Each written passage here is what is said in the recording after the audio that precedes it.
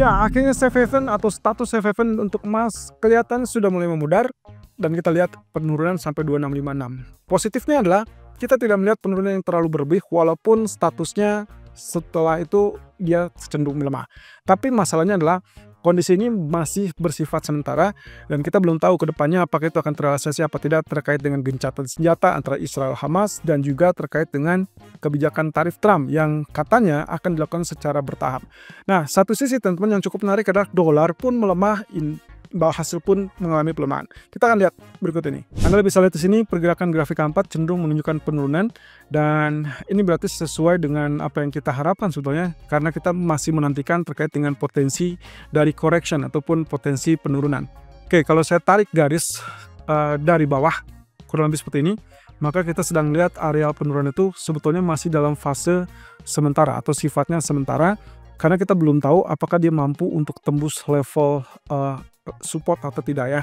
Untuk sementara waktu kita anggap dia sedang terkoreksi atau berpotensi terkoreksi. Jadi kalau lihat dari areal yang sedang terjadi atau terbentuk saat ini, kelihatannya kita masih harus wait and see dan semua itu masih tunggu data CPI besok. Nah, tapi kan ada PPI nanti malam sehingga kita bisa anggap saja itu sebagai pemanasan. Nah, untuk saat ini dia tertahan di zona support ini ya, kurang lebih sama. Nah, harapannya sebetulnya kalau misalkan lihat dari sisi teknis kan sebetulnya gampang saja.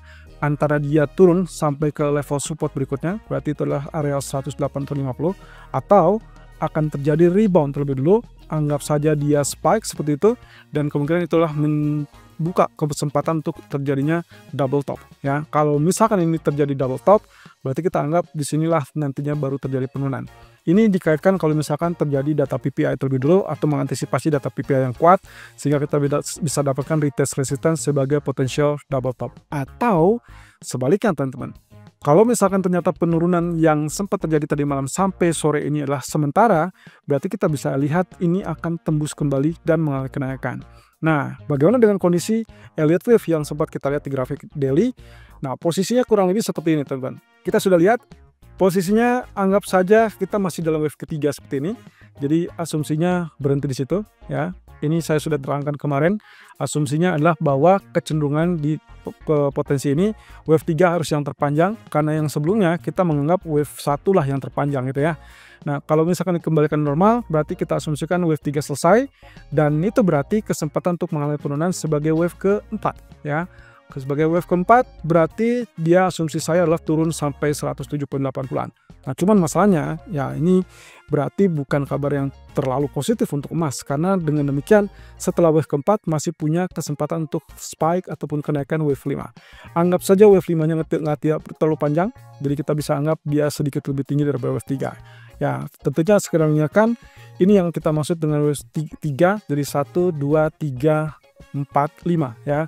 Jadi 5 bagian inilah yang kita asumsikan sebagai wave ketiga utama.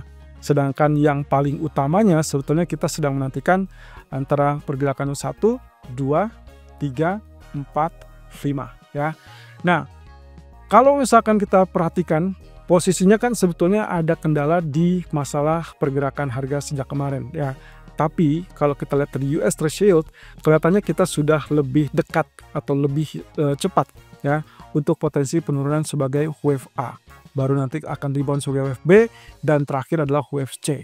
Nah, kalau kita kaitkan dengan emas tadi atau US dollar tadi, maka kecenderungannya Elliott Wave untuk wave keempat di US dollar itu mungkin nantinya kita asumsikan sebagai wave A atau imbang dengan wave A yang terjadi pada US Treasury Yield.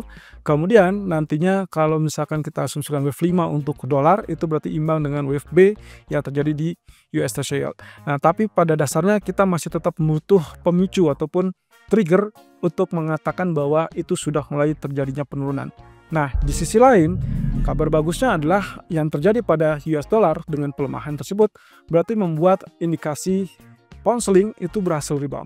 Anda bisa lihat di sini teman-teman, kondisinya setelah dia turun sampai 1.210, ternyata dia rebound dan ditutup dengan candlestick yang bentuknya adalah hammer. Nah, ingat, posisi hammer itu adalah selalu dengan memberikan indikasi muncul setelah penurunan. Bayangkan penurunan ini terjadi 1, 2, 3, 4 dan akhirnya 5 ya. Berarti setelah 5 kali beruntun dia rebound ditutup dengan hammer. berarti saatnya dia terjadi rebound ataupun pantulan. Nah, tinggal masalahnya apakah rebound ini tinggi banget atau tidak. Bagi saya kecenderungannya adalah hanya sampai ke 1.2340 atau 1.2390-an. Ini dengan catatan ya, secara daily kalau misalkan kita perhatikan harusnya dengan hitungan yang sama ya, apa kita kembali lagi ke hitungan, maka posisinya adalah ini wave 1, 2, lalu kemudian inilah 3, ini 4, dan akhirnya kita menemukan wave 5 kemarin ya.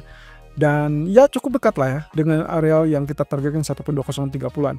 Nah, berarti kalau begitu kenaikan yang terjadi adalah sebagai wave A gitu ya. Ini adalah wave A, kemudian nanti kita akan harapkan wave B, dan akhirnya berujung kepada wave C ya.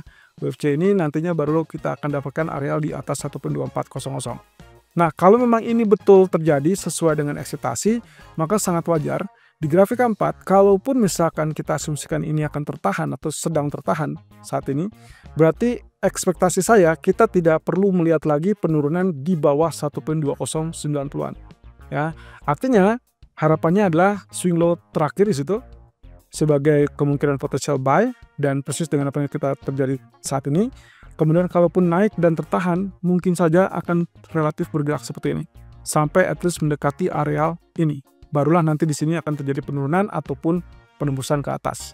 Ya, ini semua balik lagi tergantung pada US dollarnya dan juga data ekonomi Inggris. Sayangnya data ekonomi Inggris sendiri masih tetap negatif atau lebih negatif dibandingkan Amerika, sehingga potensi kenaikan ini masih terbatas. Jadi saran saya, kalaupun Anda buy, pastikan targetnya tidak perlu muluk-muluk, tidak perlu sampai 100 poin, cukup 30-50 poin, lalu kemudian wait and see. Karena yang dikhawatirkan adalah dampak di malam hari, tiba-tiba dolar bisa kembali mengalami penguatan. Kalau itu terjadi, berarti posisinya adalah pound sterling akan relatif lebih lemah daripada dolar. Nah, sementara kalau kita lihat dari crude oil, kelihatannya tidak perlu takut untuk potensi kenaikan ya.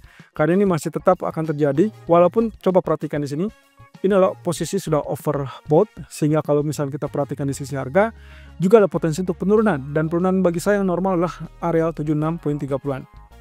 Artinya, kalaupun misalkan terjadi koreksi, tidak perlu khawatir karena kemungkinan ini diasumsikan sebagai koreksi yang sangat wajar. Kemudian nantinya kita akan dapatkan dorongan lebih tinggi sampai 80 atau bahkan 81.90-an. Oke, atau dengan kata lain area 82. Nah, jadi inilah yang dinantikan dari sejak minggu lalu, teman-teman. Dan secara fundamental, pondasinya sudah cukup baik untuk saat ini at least.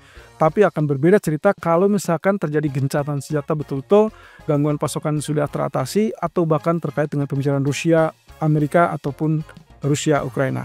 Ya, ini kaitannya dengan potensi gencatan senjata menjelang Donald Trump menjabat. Nah, sayangnya kalau kita perhatikan di grafik daily kan ini sebetulnya bullish, sangat-sangat bullish.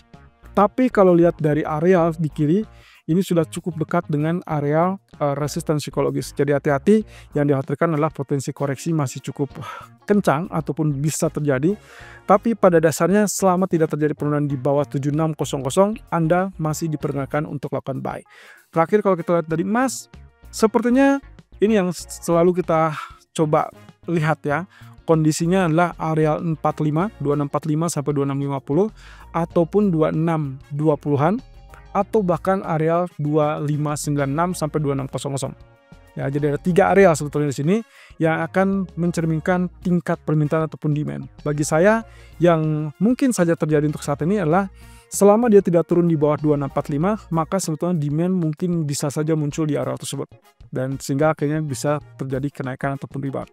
Tapi fatalnya adalah karena inilah sentimennya masih tetap pro dolar dan juga data non-farm payroll yang kemarin belum terlalu direspon, maka saya khawatir kita akan mungkin melihat area 2620 terlebih dulu sebelum nantinya baru kita lihatnya ada potensi rebound.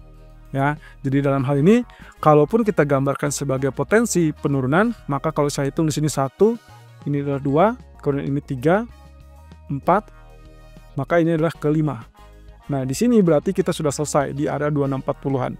Itu sebabnya kita mengincar zona buy di area tersebut. Tapi dengan catatan, ini bisa saja berubah. Mungkin saja 5 bukan di sini, ataupun 3 bukan di sini. Bisa saja ini adalah 3, lalu kemudian ini adalah 5. Artinya, kecenderungannya ini pun bukan 4, dan 4 baru terjadi pas rebound di sini. ya. Dan ini sangat memungkinkan kalau misalkan data PPI nanti malam kecenderungannya jauh lebih kuat daripada ekspektasi. Tapi untuk sementara waktu, sejak dia tembus 2675 ataupun 2672, maka area ini akan menjadi resisten untuk sementara waktu, sehingga seharusnya dampak jangka pendeknya adalah Anda diperkenankan untuk lakukan sell. Tapi begitu mendekati 56, hati-hati karena bisa saja terjadi double bottom. Kalau tidak double bottom, berarti lanjut ke 2645 persis dengan perkiraan kita, dan itulah zona buy kita sebetulnya, yang kita asumsikan bahwa ini penurunan yang sudah selesai. Nah, kalau memang ternyata dampak penurunan itu atau tekanan itu relatif terbatas karena faktor fundamental yang masih tetap positif, maka harapannya ini juga terlihat di grafik K4, teman-teman. Begitu turun, kita tidak expect bahwa dia turun di bawah 61,8. Jadi ya, saya masih pertahankan strategi buy di zona 2645, 2650-an dengan asumsi bahwa ini masih tetap relatif lebih kuat untuk mendorong kenaikan. Nah, beda cerita kalau ternyata dia naik lebih dulu, maka yang diragukan adalah apakah 2697 tersebut akan langsung ditembus apa tidak. Karena kita masih tetap harus menanti data inflasi besok malam.